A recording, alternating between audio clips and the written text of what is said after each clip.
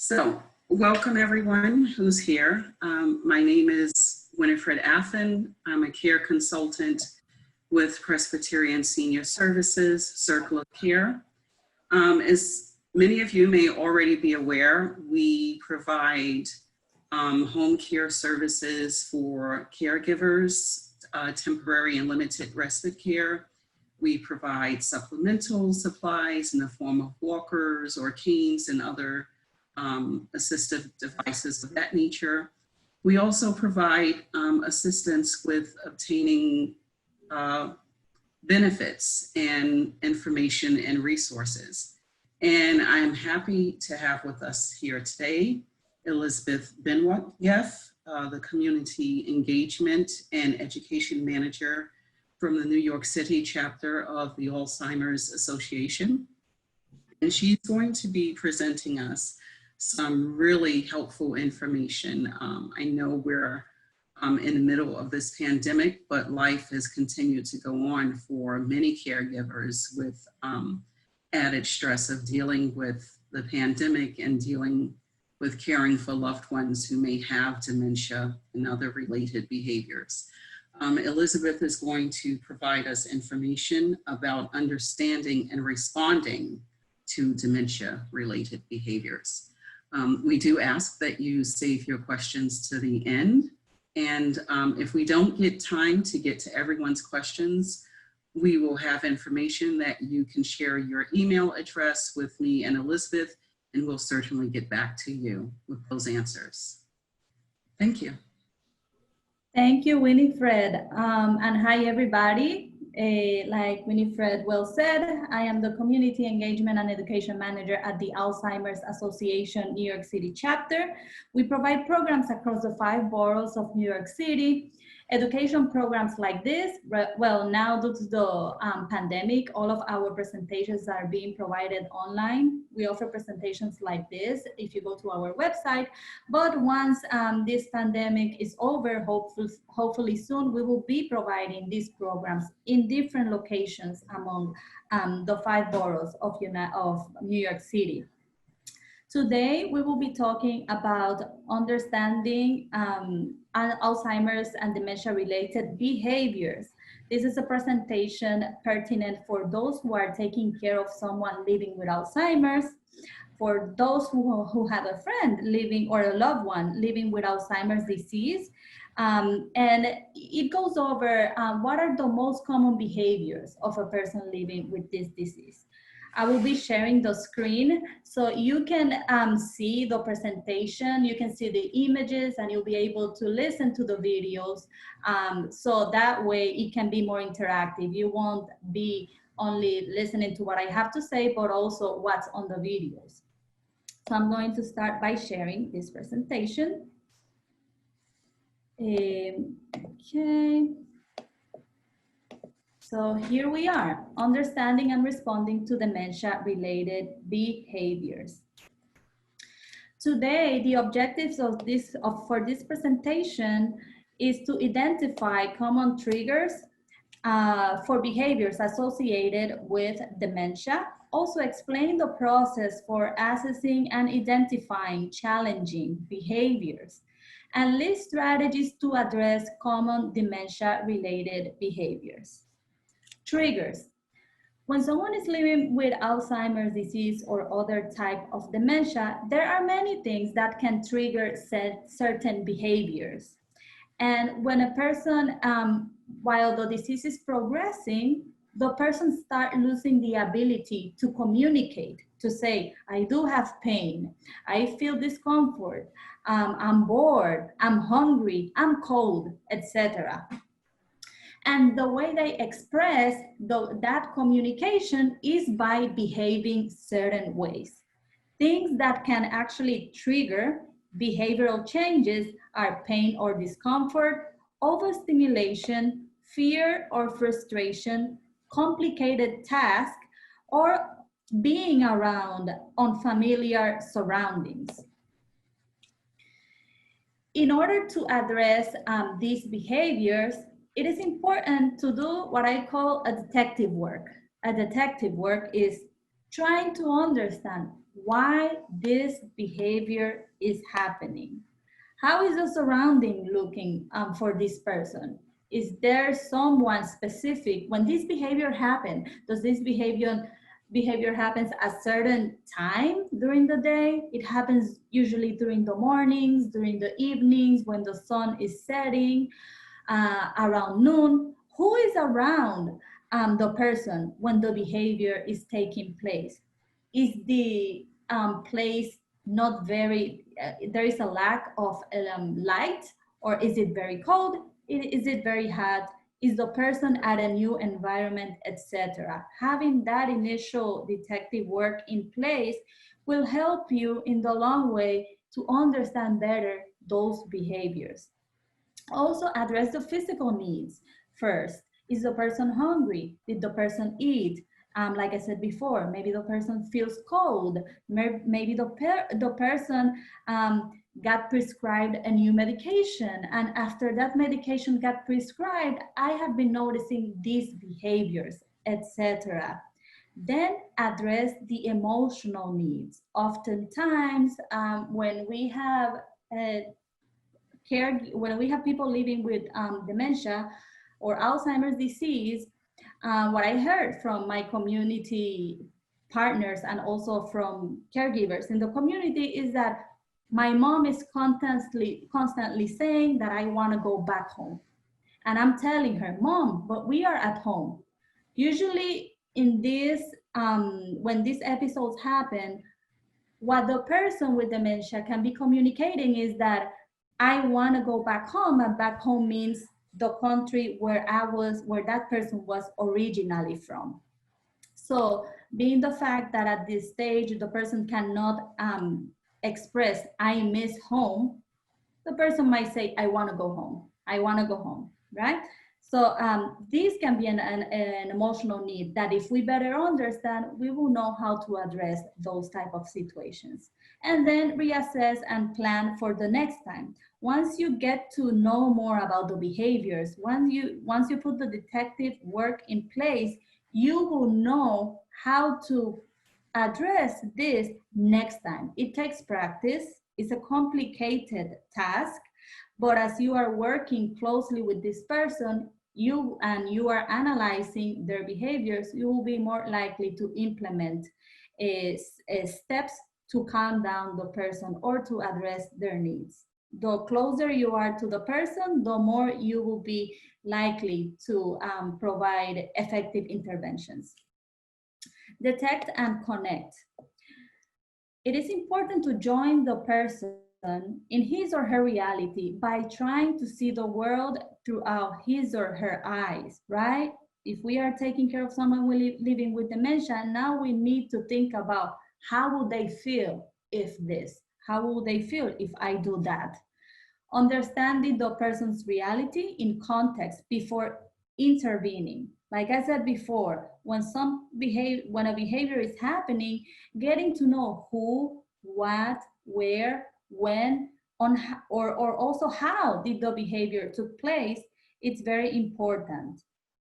Also, during and after the behavior took place, analyze how is the behavior feeling after, how is the person feeling after the behavior took place?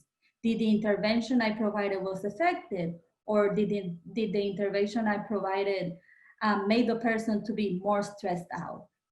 Approach the person calmly and respectfully. It is very important that if we are taking care of someone living with dementia who seems to be stressed out or seems to be bothered, approaching the person calmly, respectfully, and from the front is very important.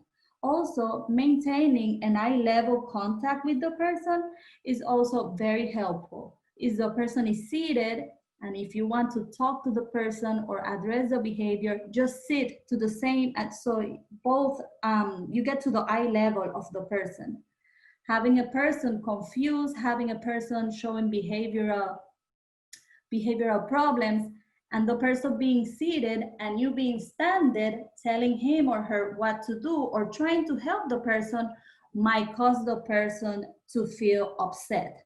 because the distance in which you are in relationship to the person might seem dreadful to the person. So keeping everything to the eye level. If the person is seated, sit. If the person is standing, stand, and maintain that communication calmly and respectfully is very important.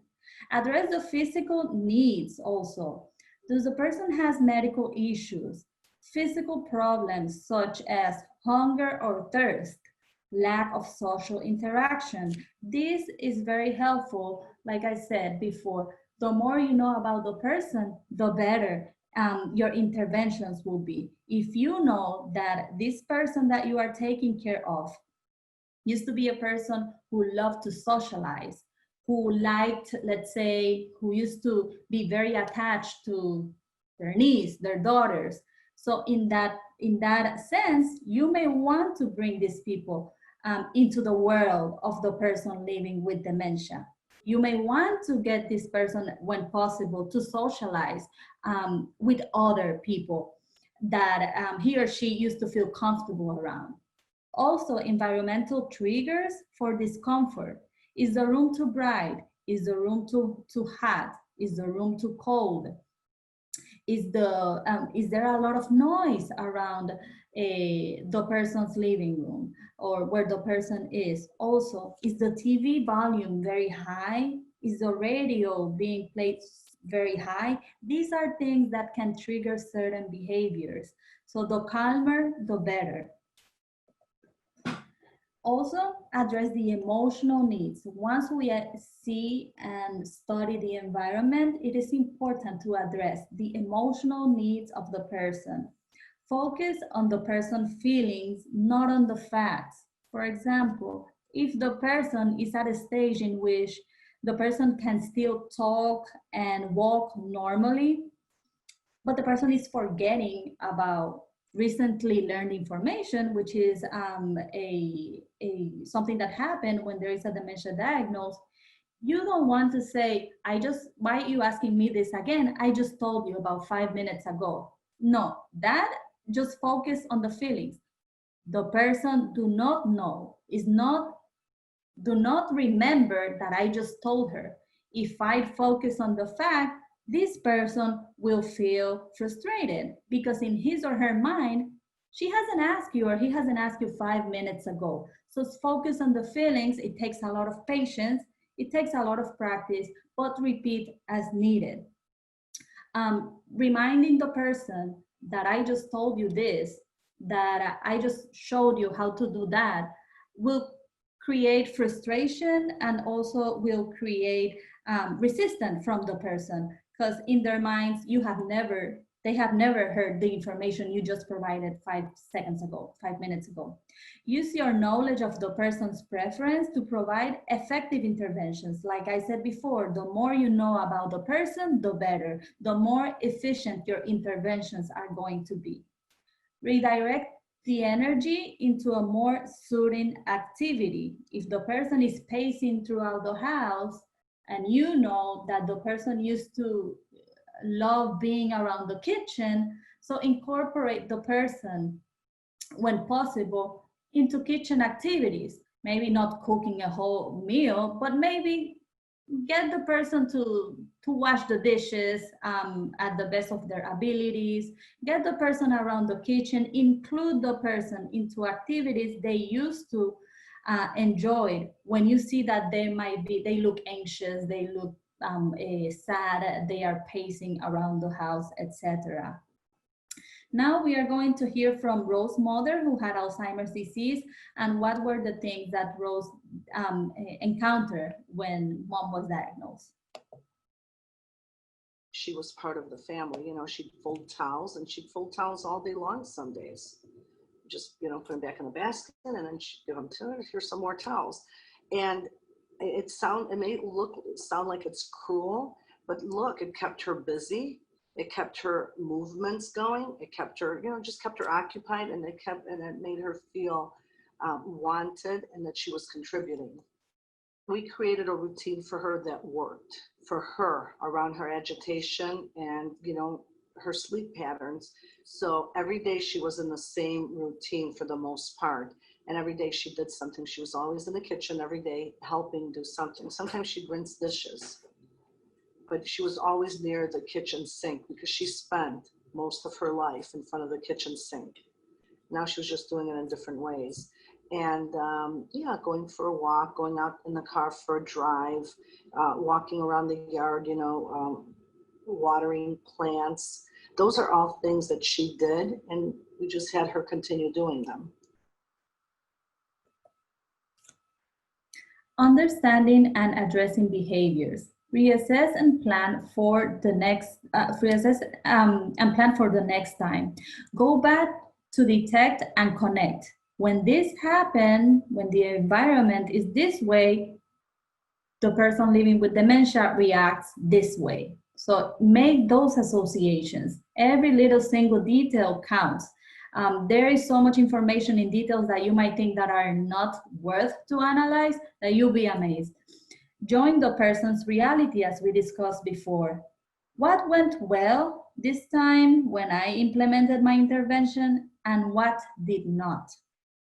How can you make adjustments, right? And this is a learning process. The more you work with the person, the easier it gets to the caregiver. Anytime you see a behavior, and this is more like a reminder of what we just discussed, just think about detect and connect, address the physical needs, address the emotional needs, and then come up with an action plan for the next time the behavior is happening. One thing that you need to know is that every day in the life of a person living with Alzheimer, every day looks different.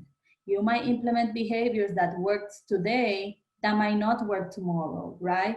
But the more you know, something that I can tell you as I was a caregiver for my aunt, is that knowing so much about her helped me so much to provide effective interventions when she was hesitant to take a shower, when she was hesitant to eat, when she was hesitant to go out with me for a walk.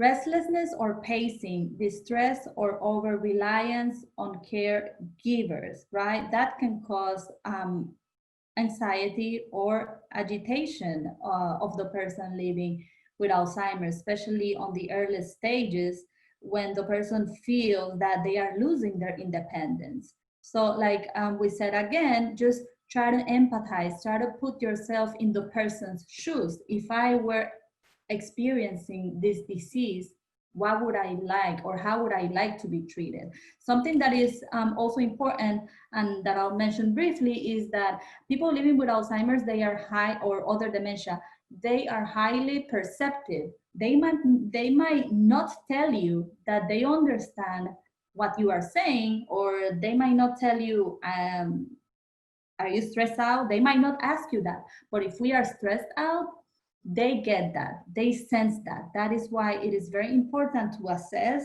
and reassess the way we are behaving in front of them. Also, talking about the disease when they are around, it is not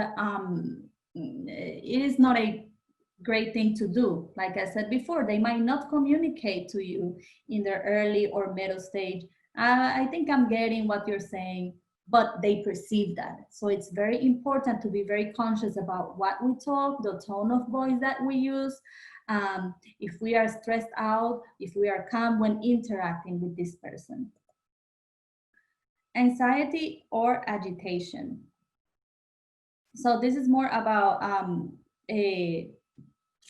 when you have someone that seems to be angsty, agitated, the important thing here is to, again, and this is the formula, detect and connect. Who, what, when this behavior happened, who was in the room, does this happen when certain person is around, does it happen at certain time of the day, etc. Physical needs, is the person thirsty, is the person hot, is the person might be hungry, etc. Emotional needs, the person might be feeling that, you know, it missed their country of origin. The person might be feeling, if the person seems to be agitated or walking around the house. Maybe the person is bored and we can find something for the person to do, etc. And reassess and plan for the next time. One of the behaviors that usually happen also in many people once they have been diagnosed with Alzheimer's disease is confusion or suspicion, not recognizing familiar people, places, or things, accusing others of theft and infidelity, etc. That happens oftentimes. There are people who express this type of behaviors, while there are people who do not. My aunt got into that stage, into those behaviors. My aunt, who was also diagnosed with Alzheimer's disease, she was totally different. She was very calm. She was very, very warm. To the same disease, right? The same medical condition, but two different types of behavior. And that's why I always say a diagnosis of Alzheimer's disease doesn't mean that every person will behave the same way, and that caregivers, they all will go through the same exact challenges. Also, aggressiveness behaviors may be verbal or physical. It may occur suddenly for no apparent reason or may emerge following a trigger. That's why it is very important to be aware on the environment where the person is. There might be something that is triggering that behavior. And if the behavior happens out of nowhere, it's our job to understand what can be the possible causes, if any. Sometimes these behaviors happen with no apparent reason, but it's our job to do the best in order to try to understand why is this happening so we can provide better interventions.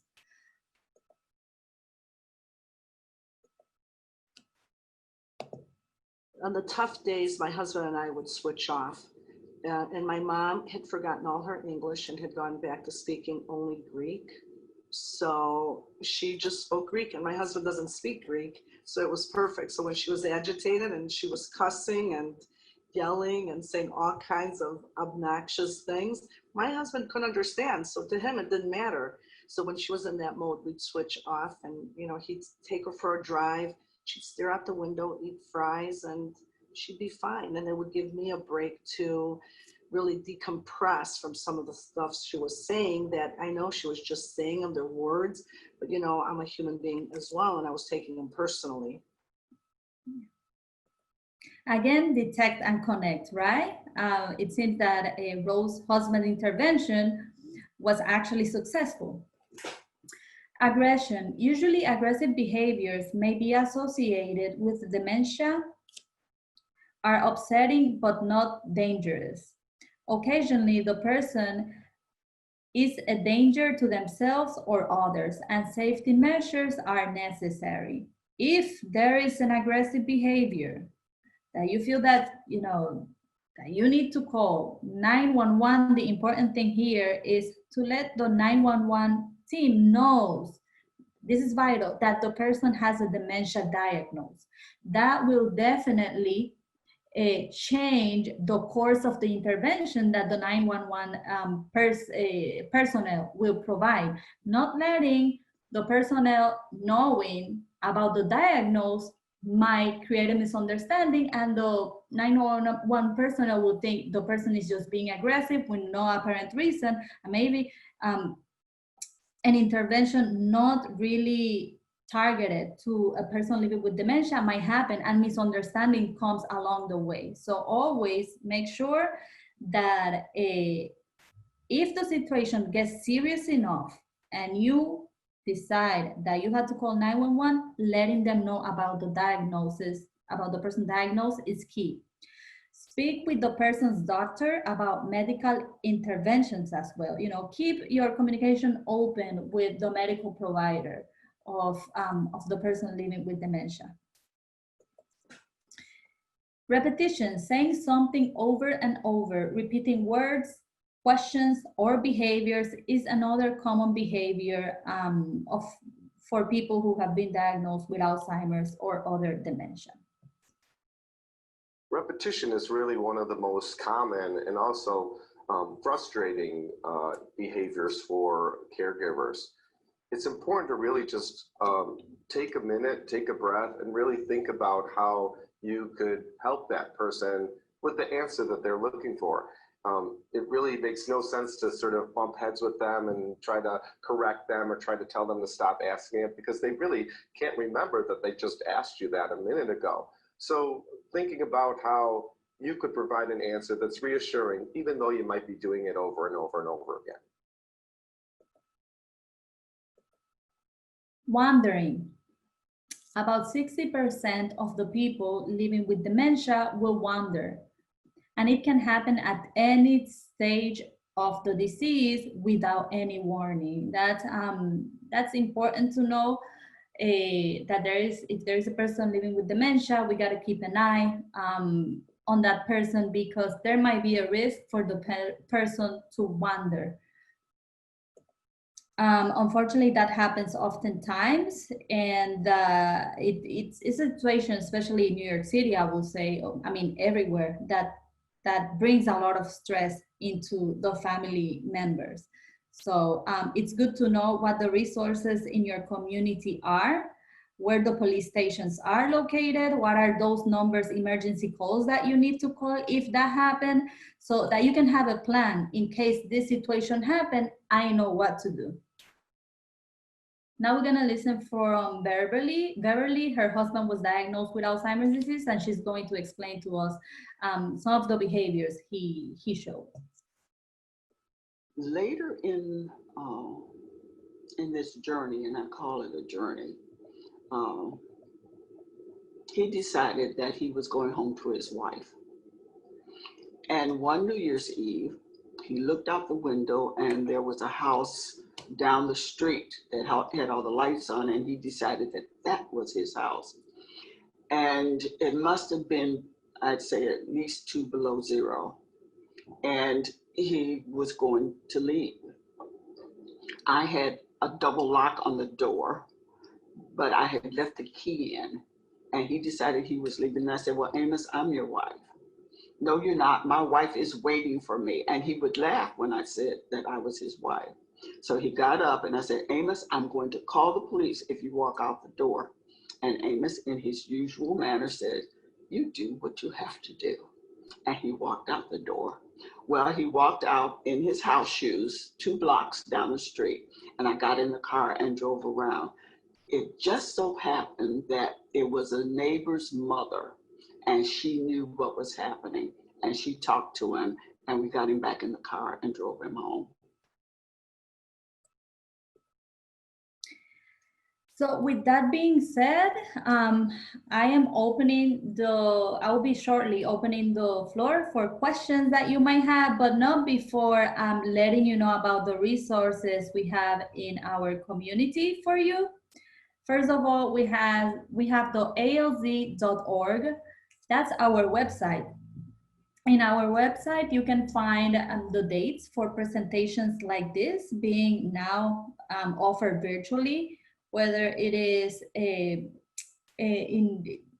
via Blue Jeans or via telephone. You can, at the association New York City chapter, we are providing presentations regarding caregiver tips, Alzheimer's disease and related behaviors, community awareness presentation on how to know about the 10 warning signs for early detection, etc. So by visiting our alz.org, in this case, since we are in New York, /NYC, alz.org/NYC, you'll be able to see the presentations that we are providing.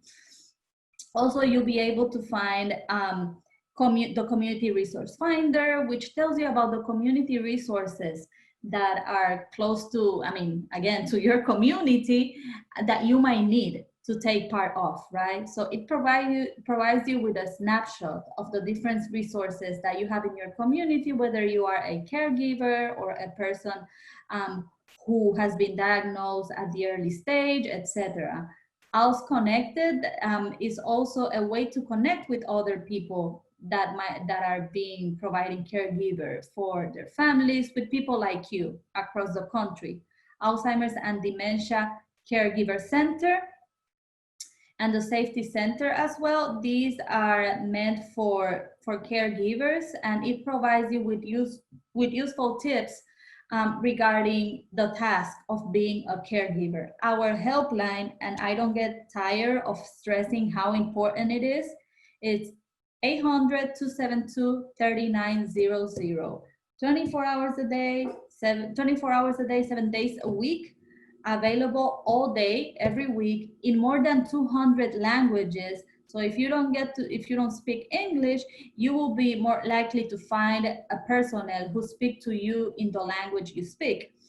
Sometimes caregivers are stressed out. It's 2 a.m. in the morning. They don't know what to do with their loved one, and calling the helpline can be something that you can do. You can talk to a professional who will understand where you are coming from, who will understand you as a caregiver, or as a community member who wants to know about more the resources in the community. Whatever question you have, the helpline specialists are there to provide you with answers 24/7. alz.org, find us. There you can find all of the information related to support groups, education programs, and resources not only from New York City, but also nationwide. And if you want to take these presentations from the comfort of your home, you don't have to wait to have a trainer like me. You can do it on your own home at your own time by visiting training.alz.org. Free online educations programs available at the website that I just mentioned, training.alz.org. And with that, my presentation is done.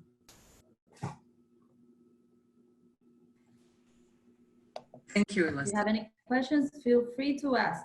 This is the time.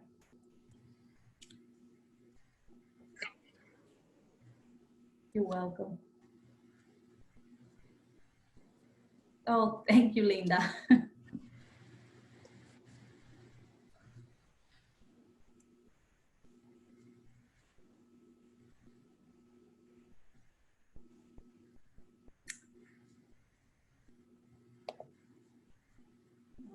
Okay, any question?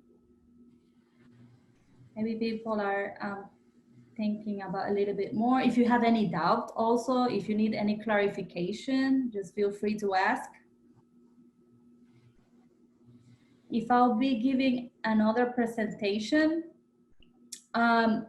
myself, I won't be providing so far any during this month, but if you go to our website, alz.org/NYC, you can see all of the presentations that the staff of the New York City chapter are providing during the month of June. And they are highly qualified. They are people who have been invested in creating relationships within the community, and they are social workers and also nurse. I have one nurse who actually provide these presentations as well. Thank you all.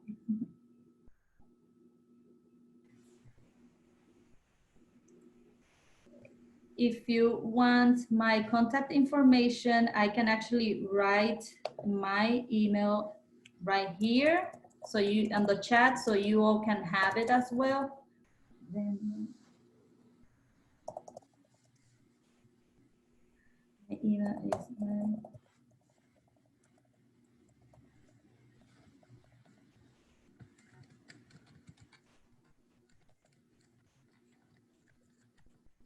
okay. So there is my email. Feel free to call me if you have any other question. If you think about a question after this presentation, feel free to, email me, okay? Some more questions. Are you able to share this presentation via email? No, unfortunately, the association, they have, as their best practices, I provide the presentations, but I am not able to share them. But if you visit trainings, our website, under the trainings category, you can access these presentations from your home and listening to it as well. Training.alz.org.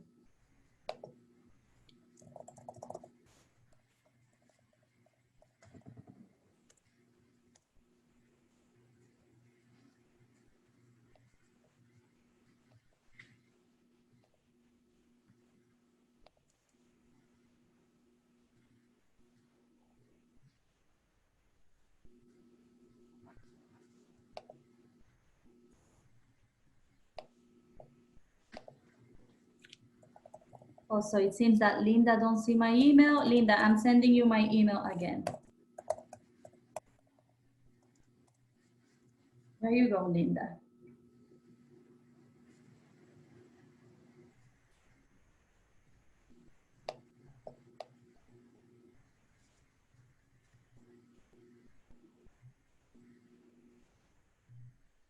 Thank you, Winifred, by the way, for providing me the opportunity to be here with this group. I really appreciate it.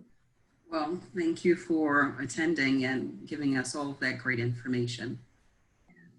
If there are no more questions, you know where to find me. Winifred will be in touch. We can plan more things together. Thank you for having me here. Unless you have something else, Winifred, for me, or you let me know. Okay, I think we're done. Everyone's had their questions. Both of our email addresses are up there. If you have any further questions, you're welcome to contact either myself or Elizabeth, and definitely for expert advice, Elizabeth is the one to contact for that. And thank you all so much for attending. I hope that was useful to you and something to keep in mind when you know, you may be going through the struggles again in your next journey of caring for your loved ones. Thank you. Thank you. Bye-bye. Good afternoon, everyone.